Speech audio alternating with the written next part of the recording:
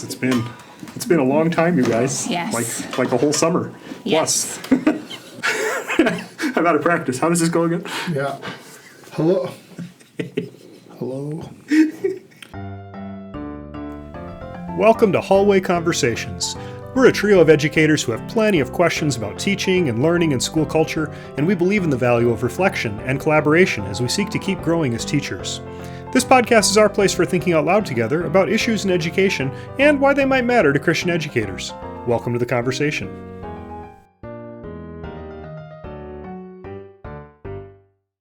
Hello, everyone. Welcome to the 112th episode of the Hallway Conversations podcast. My name's Matt Beamers. I'm Abby DeGroat. And I'm Dave Mulder. Friends, this podcast is sponsored by the Center for the Advancement of Christian Education. We encourage you to visit their website at www.case.org. We're always looking for topics of conversation and feedback, so please email us at hallwayconvospod@gmail.com. That's hallwayconvospod@gmail.com. Your feedback and your ideas are important to us.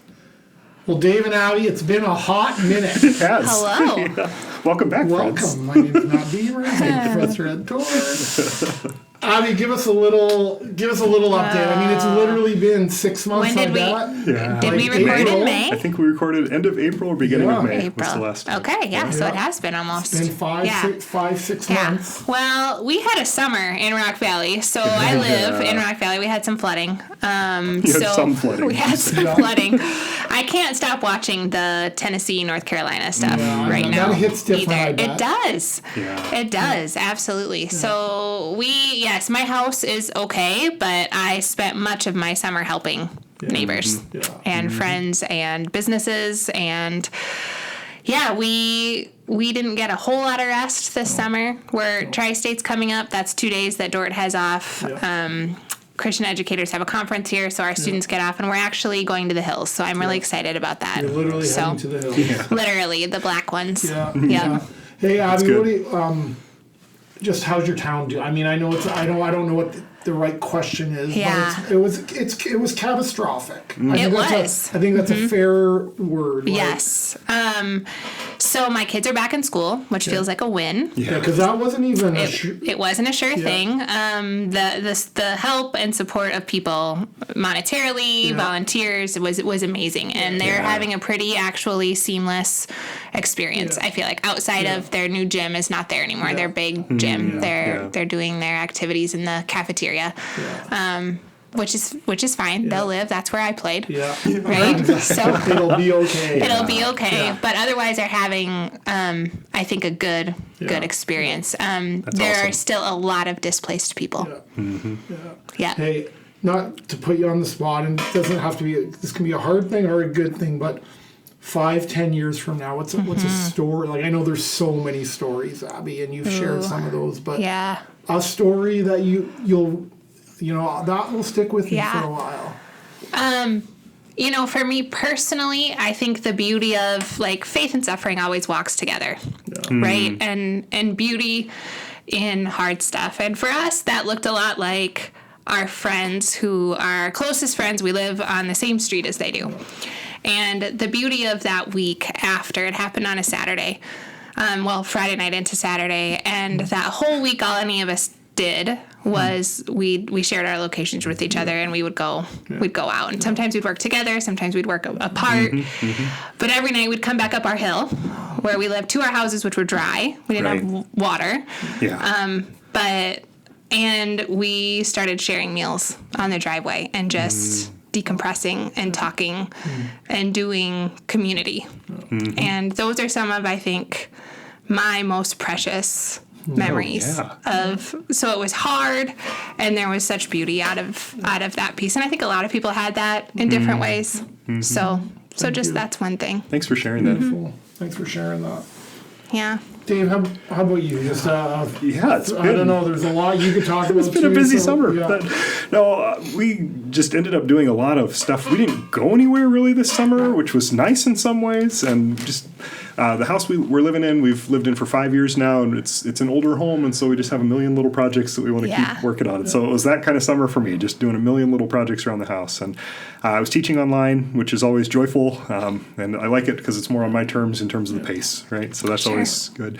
And then, I'm at a point where I've just got a lot of fun professional things coming. And throughout the summer, but into the fall too, I've got, but in October, I'm going to present at 3 different conferences, and I'm excited for all of that. Which ones, Dave? Just in case we have listeners who are there. You never know, right? So the second week of October, I'll be at Corbin University. They have kind of a new initiative. The last couple years, they're starting the Corbin Christian Educators Conference is what it's called. And I'm going to be keynoting that one. How fun. Yeah. So Oregon. In Oregon, Salem, Oregon. My good friend Aaron Imig, who's a friend of the show. He invited me, and I said, absolutely, I'll come. Yeah. So I'm looking forward to that. He said they've got about 300 Christian educators already on the list, so I'm excited to just meet up with them. Cool. And then my favorite EdTech conference, it's a research-based conference that I go to every year when I can. It's the Association of Educational Communications and Technology. Cool. It's a mouthful. We're going to be in Kansas City, and that'll be the third week. A little closer. Yeah. I'll drive for that one.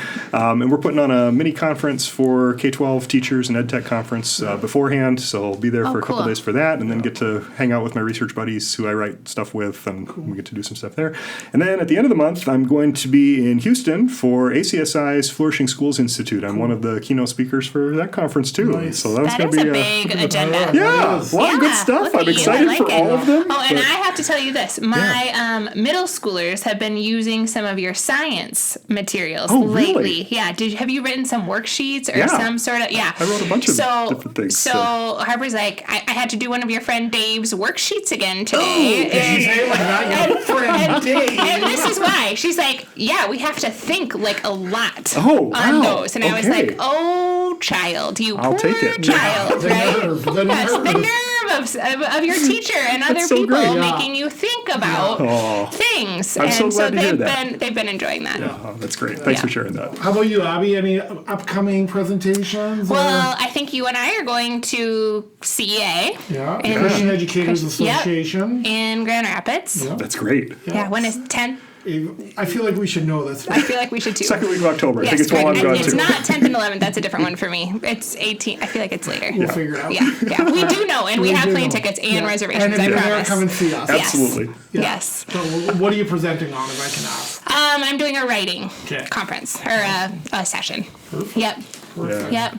How about you, Matt? Where are you at? Yeah, it was. I just got back. I just got back from Nova Scotia, so probably moving there in the next month. It was so beautiful. So the Christian Schools Canada conference. Oh yeah. And so it was just good to be there with friends. Listen to Matthew Kaming speak. Lynn Swanner. It was just a wonderful few days. Just got back from that, and then heading to Grand Rapids in the coming month is what I know. We'll figure out the date for that, and then I'll be in British Columbia at the Inspire Ed conference in 25th. in November. 24th and 25th is the See, and in my head it was the 18th. Yeah, no, it's 24th and 25th. Good to know. Right It's in there, my calendar. right there, folks, is a little insight into my relationship with Abby. I was like, I think it's the 18th. It's actually the week after. All right. She'll set me straight. So just enjoying those, just enjoying seeing people, and like I said, it's always a bit of a reunion. You see old friends and meet new ones. So, and as I was thinking about, thinking about your story now of Rock Valley, and thinking about even being back in Nova Scotia and seeing people. Yeah. I was talking to Lynn Swanner. So Lynn is a friend of ours. She works for Cardus. She has talked a lot, or talks a lot, like on flourishing and belonging, and does an amazing job with it. And when I was listening to her speak, she had this question, so I want to give Lynn full credit for this. But she says, what does it mean to be connected in schools, and what does it mean to be disconnected in schools? Because I was just thinking about like the obvious connection in your community, Abby, and I know other people who came and helped, have said they've never seen anything like it in terms of community support. Dave and I know everybody was all in, right? It's like you do what you can, and I thought about that in schools, and I just wondered that idea of what is it for you when you think, what does it mean to be connected in schools? What comes to mind when you hear that question that Lynn posed? To be connected in schools. I think there's a connection between feeling connected and a true sense of belonging. right? Like, I think there is a sense in which, there's a difference between belonging and welcome. Schools are often very welcoming for people, but to feel connected, you've got to be like, this is my school. This is the place I belong to. And I think that's true for students. I think that's true for staff and faculty. I think that's true for families that are like, this is our school, to really feel connected. It's not just, hey, you're welcome to join us. You're welcome to be here. But this is like, the we is you too. Like, you're part of this we. Right? Yeah. How about you, Abby, when you think about a connected school, or what are some of the characteristics of a connected school even? Yeah, and I think in order to have that true belonging, like, you have to know each other. Oh, yes. So that's a precursor to the belonging. So knowing who students are, knowing families, knowing histories, knowing, my kids... Teachers will know things about them, will ask, will be intentional about those sorts of things. And I think being known is part of that connection as well. Yeah. So then she asks, what does it mean to be disconnected? Which I know is sort of the opposite of what we said. But like, what comes to mind in a disconnected classroom or school culture? So I have a story in mind when you say that, right? And it comes maybe to what I was saying about, am I the we, right? Because I think there's this whole sense, I've talked before on the show about this idea of hidden curriculum and kind of it's what we think, well, what we believe, and well, who is this we?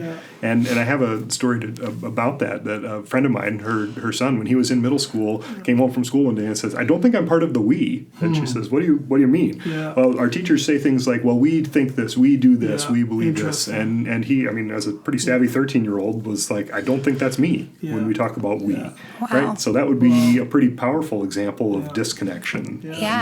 And what do you do about that then, right? It just caused me, when I heard that story, it caused me to start to think very conscientiously, I guess, about how you use that pronoun. Right. Like who am I meaning when I say we in this classroom or in this school, right?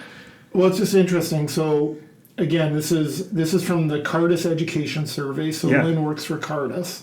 So just picking up on what you just said, Dave.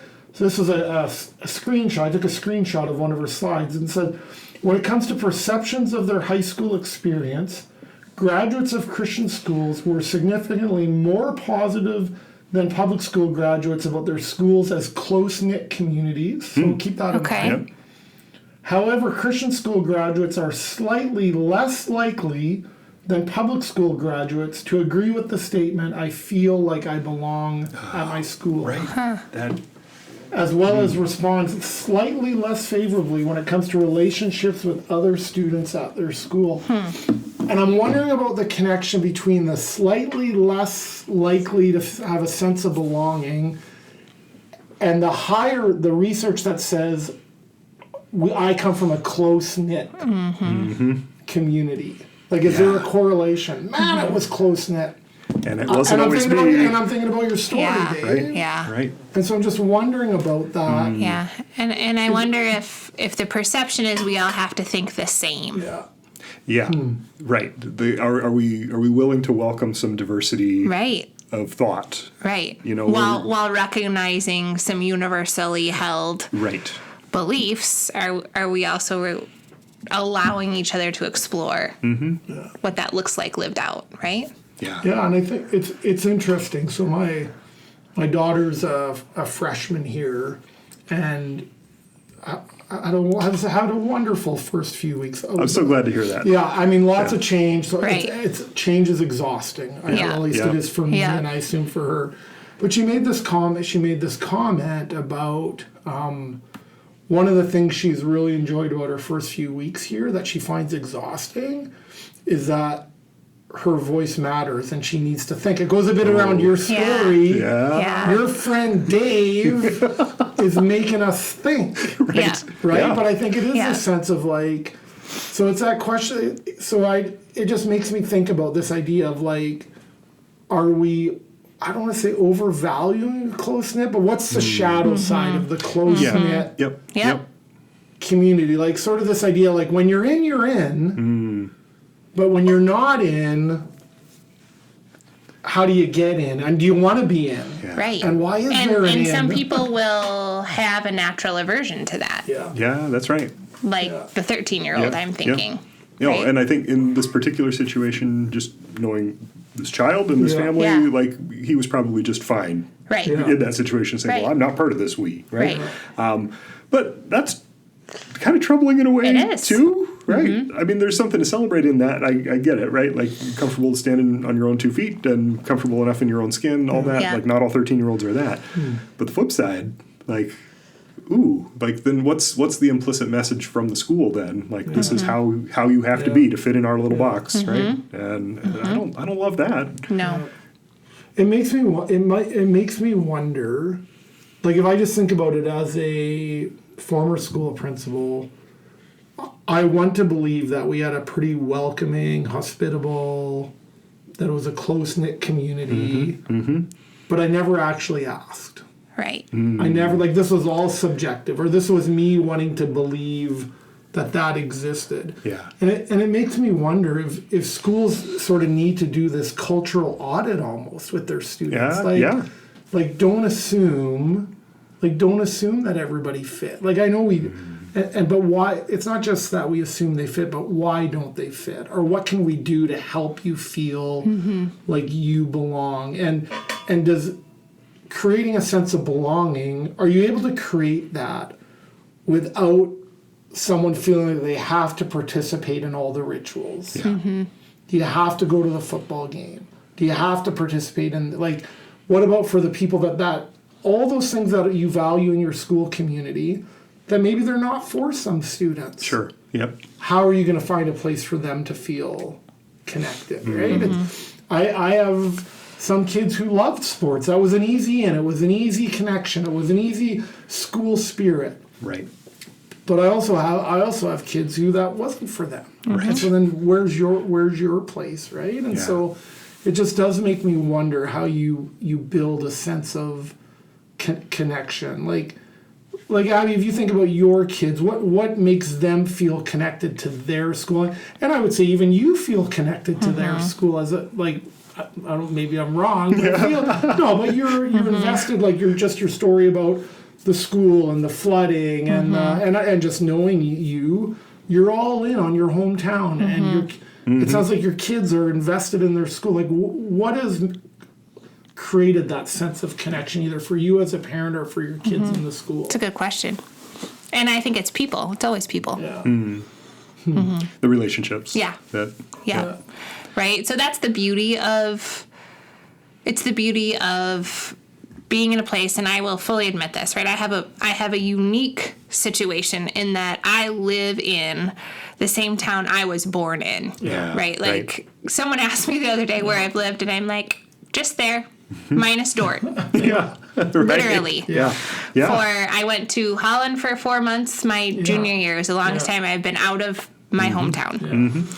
And so that's why the flooding is so hard for me too, is because I know every street in that town, right? Yeah. So I know who lives in the places, and I remember all the iterations of the what used to be there and what used to, so I think also I've got deep connections with the people in the school. Yeah. And I've actually taught quite a few of them. Yeah, right. Or they have taught me, or they've been my elder, or they have, my daughter is her daughter's best friend, or I've worked with them, or I taught their kids swimming lessons, or so it's those, and my kids feel that too. With teachers, they have always felt that. I wrote a blog article for Case one time about Reese's diagnosis, actually. Oh, yeah. And part of that, she has type 1. I remember coming back into school, and, the cook is talking to me about what she can do. That's amazing. Really, right? I mean, immediately. Yeah. Tears in her eyes. And we're talking to the principal, and we're talking to the kindergarten teacher, and all of the people that were all in for her safety immediately, without question. Right? And so that's the thing that makes me feel connected to that school. And I think my kids feel that too. They would say they're friends. Well, but to know people and to be known by people in that authentic way, like you have done life together. I know that's the cliche and catchphrase, right? We're going to do life together. But you have. Like your life has been enmeshed in a particular community. And that does change the way that you feel connected to it. Or if something happens that would cause you to feel disconnected, like, oh my goodness, then you're so disconnected. And I've been on committees. I've been on, the nonprofit. So I'm also working toward. I'm invested in that. I'm actually having some agency in some of that, and I think that's part of it. Yeah, it matters. People feeling connected to a school. Are they involved? Do they have some agency? Do they have some influence? How about, and I'm thinking about any small town or big town or school. What about now for the newcomer? Yeah, like in terms of the close-knit, like, so that's why I name, I have a unique position, and it's not that. Right. Because Lynn has this great line, it's possible that viewing one school as a close-knit can amplify a given graduate's sense of not belonging. So that for me then is so then what, right? Or now what? So, coming new here, I know there was part of me that at times was like, well, how do I break in? Right. How do I get in? And yet on the other hand, I didn't just want to sit there and say, well, let the people come to me. I'm the guest. So how do you balance that in a classroom, in a school where it's it's close knit, and yet you also want this sort of, you don't want this boundary that prevents people from coming in. Like Dave, you're new here. You haven't lived here all your that's your life. As you're saying that, I'm thinking about that, right? So I've lived in this town for 23 years now, right? We moved here in 2001.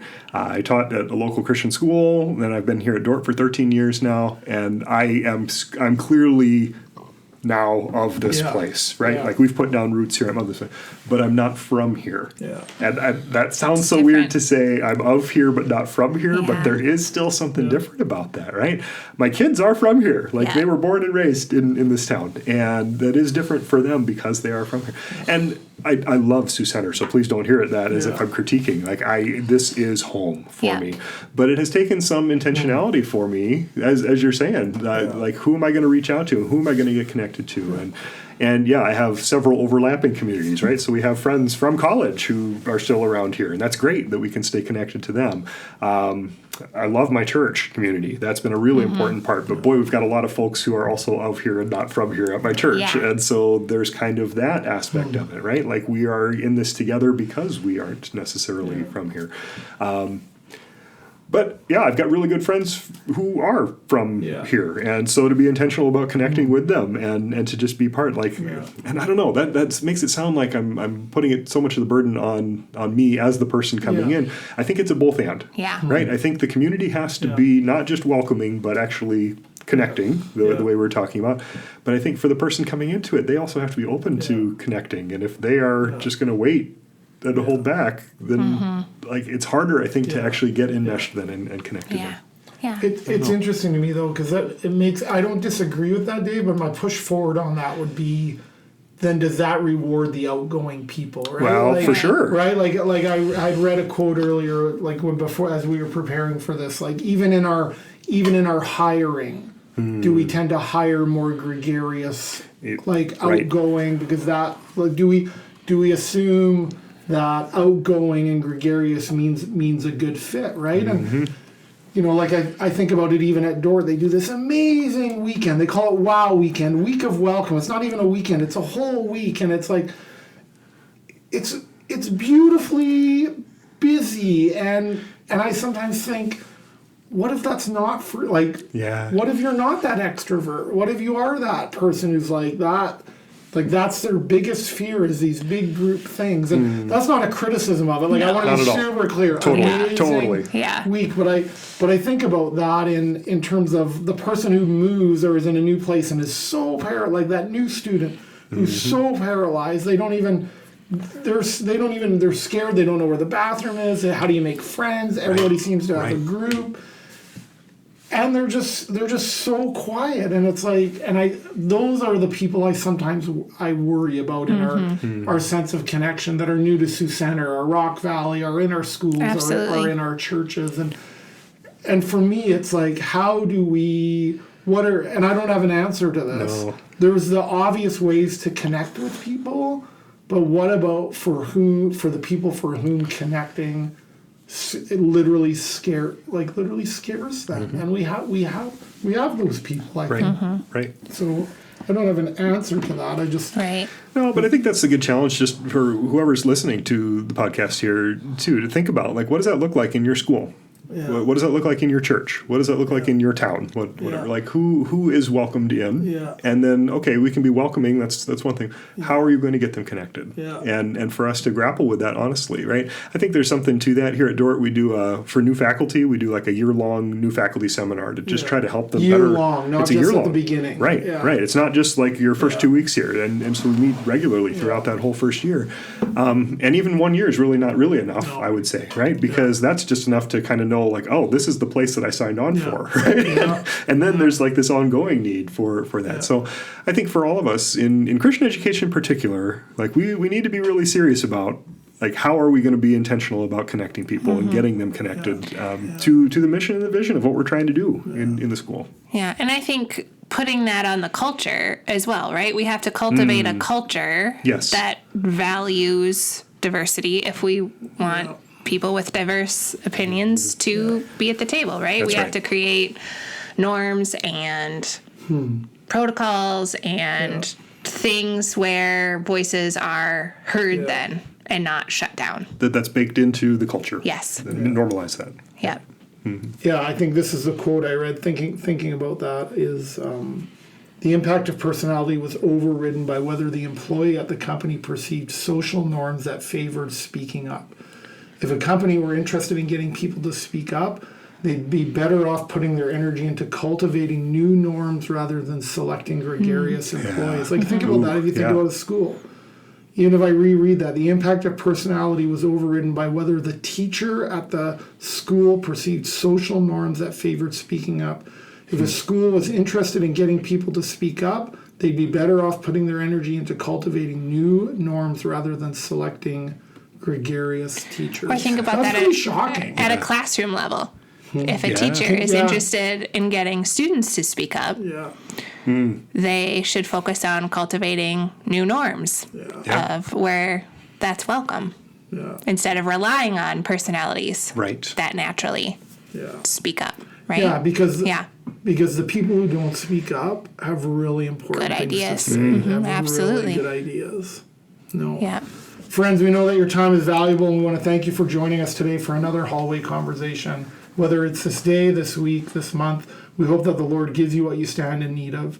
We'd like to send you from here with this blessing. So to our listeners, may the Lord bless you and keep you. May the Lord make his face shine upon you and be gracious to you. May the Lord turn his face towards you and give you peace and give you peace and give you peace. Amen. Thanks for listening, everyone. It's good to be here again. I hope you have a good week. This podcast was literally dreamed up during one of our actual hallway conversations. Our music is by Ethan Mulder. Hallway Conversations is created and produced by Matt Beamers, Abby DeGroat, and Dave Mulder. Hey, we have a favor to ask of you. Would you be willing to rate this podcast or write a review in your podcast app? Or if you found this conversation interesting or helpful, would you consider sharing it on your social media? Those things really do help podcasters out, and we would be so, so grateful. Thanks for listening, friends. Hello, everyone. Welcome to the 112th episode of the Hallway Conversations. Hello, everyone. Welcome to the 112th. We don't remember how to do this. We're back. We're back. Try We it. used to have a podcast. Hello.